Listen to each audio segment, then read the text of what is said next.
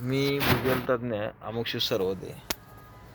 विषय असा आहे की जमिनीची ज्या पातळ्या असतात त्या पातळ्या साधारण 50 फुटाला लाल, तांबडं आणि काळा असं एक झऱ्याची म्हणजे विहिरीची पातळी असते ती लागू शकते. त्याच्यानंतर काही ठिकाणी 90 फुटावर, काही ठिकाणी 120 फुटावर, काही ठिकाणी साधारण 140, 160 आणि 180 आणि काही ठिकाणी 200 फूट. तर काही ठिकाणी अशी परिस्थिती निर्माण होते की 200 फूट होतं आणि शेतकऱ्यांना वाटतं आता पाणी लागतं न लागतं, मग ते बंद करून टाकतात. पण परिस्थिती अशी निर्माण होती की काही ठिकाणी असं 240ला पाणी लागलं गेलं आहे आणि काही ठिकाणी 270ला पाणी लागलेलं आहे.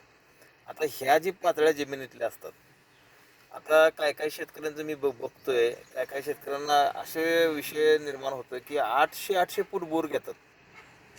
पण ज्यांनी 800 फूट बोर घेतला आहे त्याची परिस्थिती अशी आहे की जेवढ्या लवकर वर पाणी लागलं तर त्याच्या खाली मोटर गेल्यानंतर ते सुरक्षित चालतंय.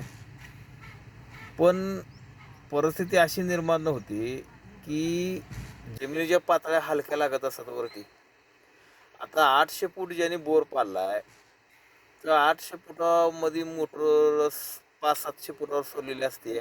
600 फूट 700 फूट मोटर सोडली जाते. त्याचा डबल वायरिंग हे सगळा खर्च लागू शकतो.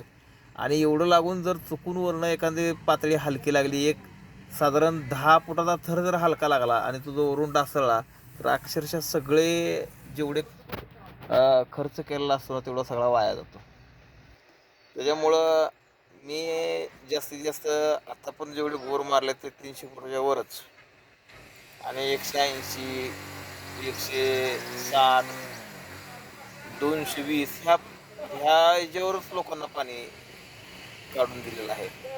आणि काढून दिल्यामुळं माझं 300 वर बोर असल्यामुळं जरी जरी उद्या भविष्यामध्ये खाली ढासळलं, वरून रान हलकं लागलं तर खालची पातळी जी असते ते माझ्याकडे शिल्लक असते आणि झरेवर असतात.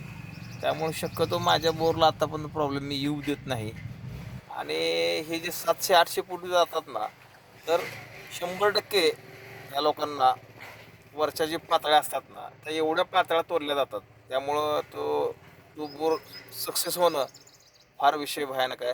कारण की पाणी जर खाली लागलं ना, तर ते वरून किती पातळ्या तोडल्या असतात तुम्ही, किती हलकी रानं तोडलेली असतात. कमीत कमी 800 बोर असल्यामुळे कमीत कमी 7 ते 7 पातळ्या तोडाव्या लागतात. जमिनीमधल्या 7 पातळ्या तोडाव्या लागतात आणि 7व्या पातळीमधून कमीत कमी एखादी पातळी जरी हलकी लागली तर तो तुमच्यासाठी डेंजर भाग असू शकतो. त्यामुळं शक्यतो तुम्हाला 180, 160 हे जी पाणी लागलं असेल ती सगळ्यात चांगलं पाणी असतंय आणि त्याचा काही अडचण येत नाही.